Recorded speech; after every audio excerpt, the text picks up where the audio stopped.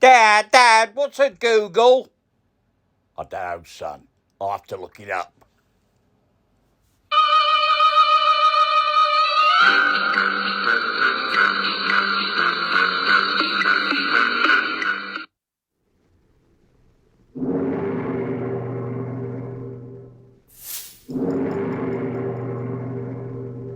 Well, hello.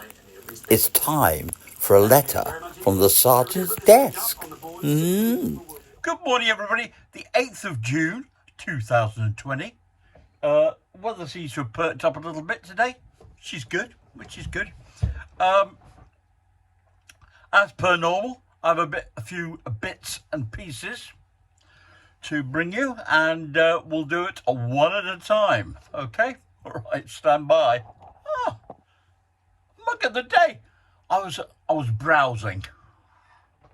What else do you do when you got no podcast to do or video cast? So I found this. Hey, it's got more policemen on it than I actually remember.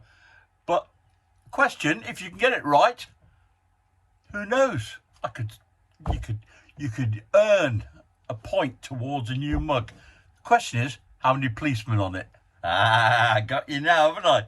How many policemen on my new mug? Arrived this week. Yeah, quick look. Yeah, let's count them all.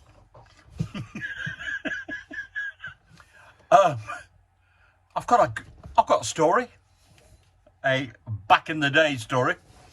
We're talking about the summer. It's got to be summer for reasons you'll realise, and I think it's 1985. I haven't spoken to Glyn, one of the Musketeers. But he was there.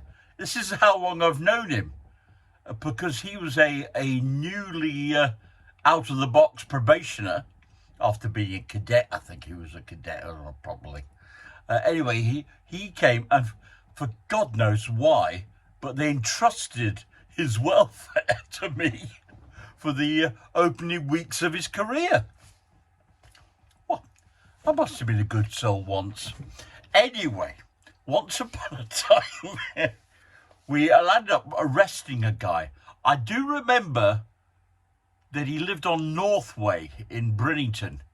Oh, lovely Brinnington. Hey, I was the sheriff of Brinnington.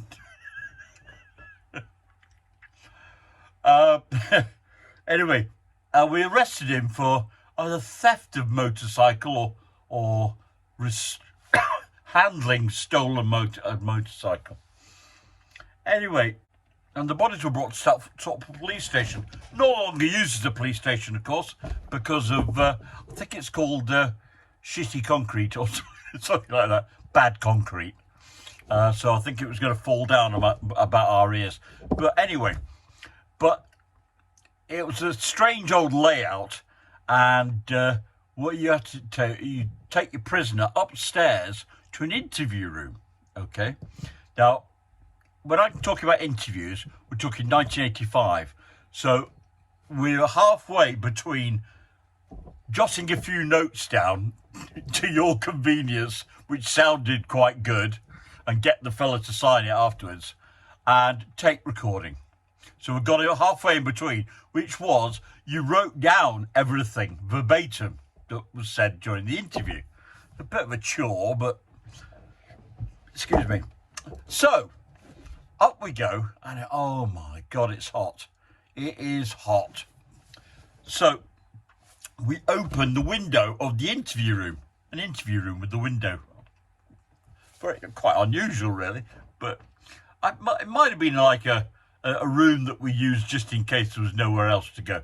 But anyway, we opened the window and we started the interview, and it was going quite well. And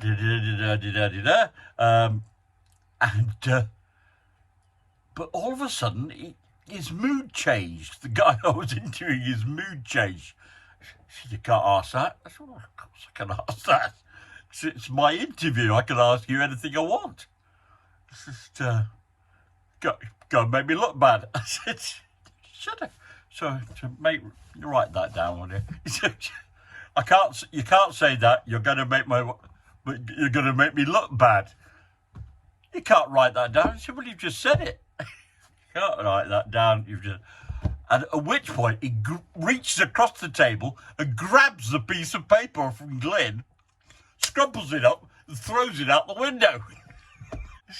This hasn't happened before. So anyway, right, okay, interview stopped. Make a note of the time. Interview suspended at such a time. Glyn, will you go and fetch the notes?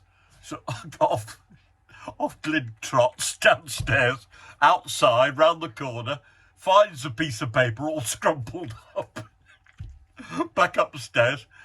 So we get it in front, smooth it all out. Yeah, right. So the next line I said is, can you explain why you grabbed the notes, scrumpled them up, and threw them out the window? He does nothing more than reach across and grabs the notes again. This time he rips them up and bloody eats them. So I thought, oh God, that's torn it. That's torn it. Oh God, whatever. So I go and stick him back in the cells. We retired to the canteen, got ourselves a couple of cups of tea, and we sat down. And it was only one page that he'd destroyed. So we wrote it out again, word for word, exactly as a good reflection of what was said. And so about half an hour later, we reconvened the interview. So he said, right, John, he said, we've retired and we've rewritten the notes as best as we remember them. And we read the notes to him. Is this a true and accurate record of the notes that you ate? Answer, yes. Oh dear. He still pleaded not guilty, but I think him eating the notes of the interview didn't do him a lot of good. But you never got anything like that with tape recordings. I don't suppose you could eat. You'd have a job eating an audio cassette. But there you go. Are these a true and accurate record of the notes that you ate? One of the best lines I've ever said in an interview. I did say that I'd bring you a new friend, but promise, don't shout or make any loud noise because she's a little bit shy. Yes, Annabelle, are you going to say hello to everybody? All right, up you come then. There. What's that? She's thinking hello, but your throat's all dry. Yes. Ah. Are you a friend of Charlie? Okay. Are you going to make friends? You've made friends with Charlie since you arrived, and Sooty. Okay. All right. And your name's Annabelle. Yes. Okay. You going back on the shelf now? There you go. There you go. See you. Bye-bye. Ah, she's sweet. Ah, that's Annabelle. I've got a passion for doppelgangers or lookalikes. So, well, this is a picture I came across recently. It's in a book which tells the history of my school down in Chiltern. Now, the picture is a picture of a group of boys leaving chapel on a Sunday when they've been to a Sunday morning service. And they're from the junior school. You can tell that because they've all got little caps on, which are blue caps with the initials of the school on it. And then I looked at the... said, oh my God. The lad on the right. So there's this lad who is on the right of the photograph. And then I found this photograph. What is my son doing in a picture of that school in Cheltenham? There are two reasons I asked the question. One, my son was born in 1983. That photograph is from 1970. And he never went to school in Cheltenham anyway. who is that doppelganger? They say that everybody's got a person who looks like them. Well, unbelievable. Nice little morality tale and lessons to be learnt from this story, and I'll bring it to you now. Do enjoy. A tiny little bird was very exuberant and happy, and winter started coming. It should have gone south, but it was so happy it forgot about it and little late. Then it tried to fly, but because of the cold, its wings froze and it fell down. A cow was passing that way and it dropped a heap of dung and it fell right on the bird. So inside this dung, the warmth of the dung, and it felt happy and warm, tick, tick, tick, it started tweeting. It couldn't get up, but it was happy inside the dung. A cat was going by, heard this bird tweaking, it opened up the dung and ate up the bird. The moral of the story is, not everybody who heaps dung on you is your enemy. Not everybody who gets you out of shit is your friend. And above all, when you're in a heap of shit, keep your mouth shut. When I was a lad, I crammed quite a lot in, but I was quite a keen orienteerer. You know what orienteering is? Well, I could probably do one part, but it's a combined thing of running and map reading. So the running part, so what I'm thinking of doing is organising an orienteering course, but in golf buggies. And this is one of my favourite books, is my book of the day, and it's the Ordnance Survey puzzle book. And it's super. And it tells you all about the Ordnance Survey maps, and what they are, who we are and what we do, and here are the puzzles, and oh, it's absolutely super. So it shows you, this one's an old map, and it says how many mills are labelled on the map, and there are easy ones and hard questions, and it goes on. Which locations on the map could potentially mean the following? A rabbit's place residence, so I've seen that's Warren.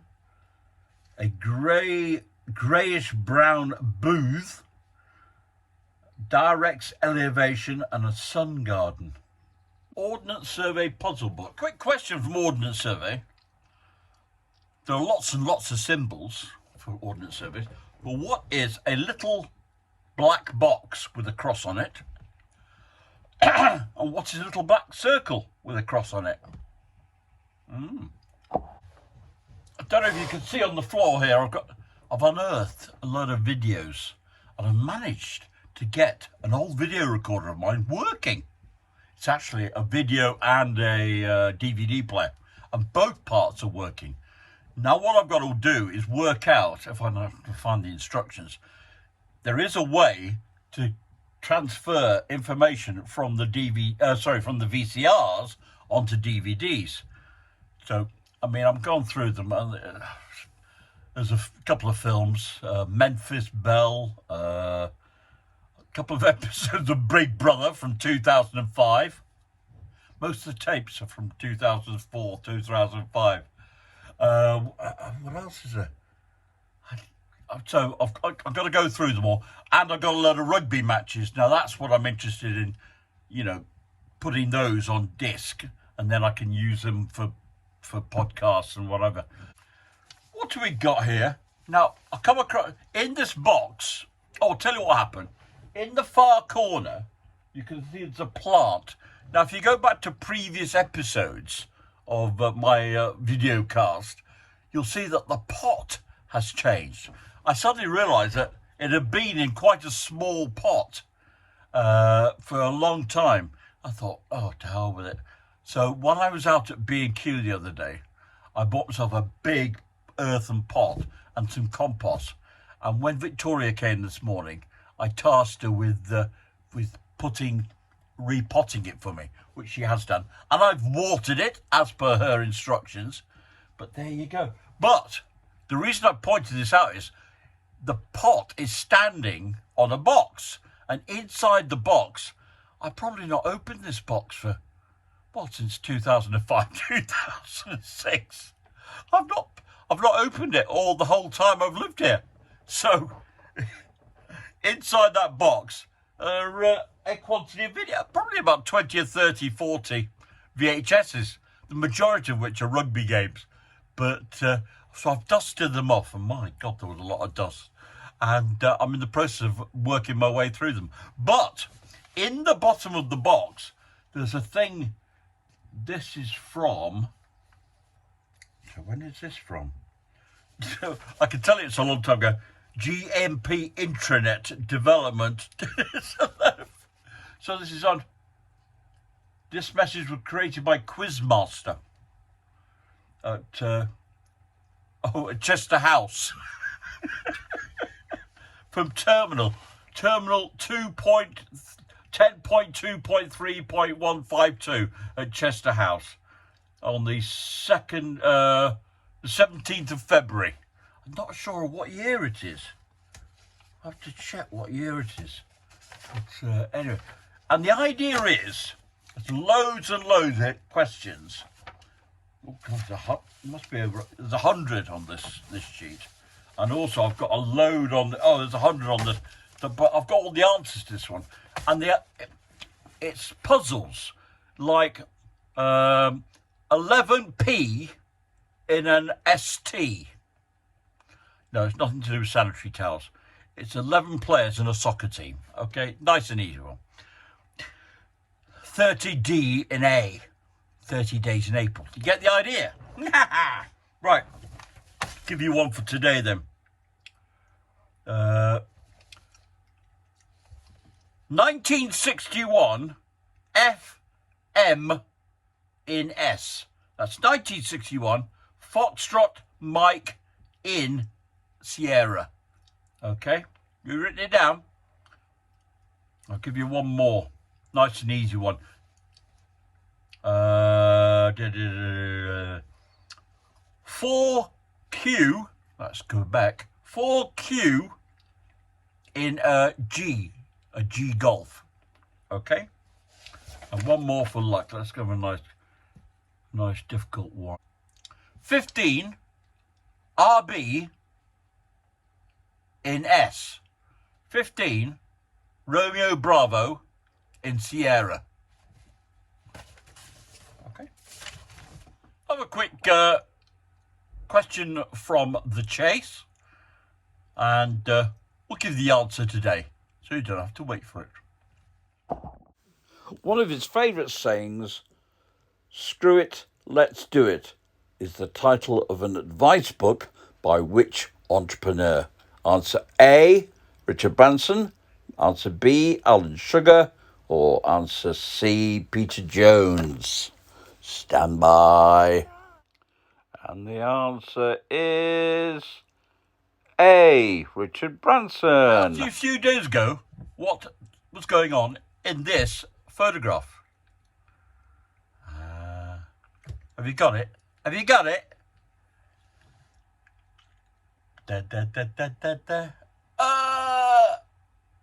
Photo opportunity. Leaning Tower of Spaghetti Bolognese. Leaning Tower of Pizza. I was reading a report in the paper. A woman has been shamed for stockpiling items from her local supermarket. She was stockpiling ice cream, tinned fruit, and raspberry sauce. When asked for an explanation, she told the Daily Express that she was planning for being isolated for a month of Sundays.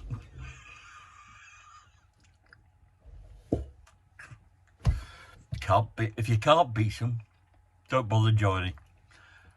We came across this very sophisticated camping shop, and it's the Richard III camping shop.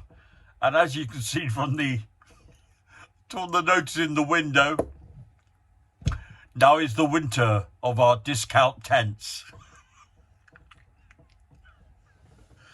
You can have a bit of culture. You've got to get a bit of culture in. as if the punishment wasn't enough, this warning has been spotted on a electrical substation. Opening this box will result in death by electrocution and a £50 fine. Took me rubbing it in. I've got a confession to make. I've been warning. I've received a warning from Facebook. They said any more transgressions, and I shall be banned. My transgression was the video. I can't show it to you again because I think they'll ban me immediately. It's the one about Hitler giving spacing advice to his assembled members of the Nazi Party, telling them what's going to happen if they don't keep the distance. But I thought it went down rather well there. I don't know what they find offensive by that. You just can't win, can you? There's a word of caution, of course, that if you're putting posters up, make sure you spell check them first.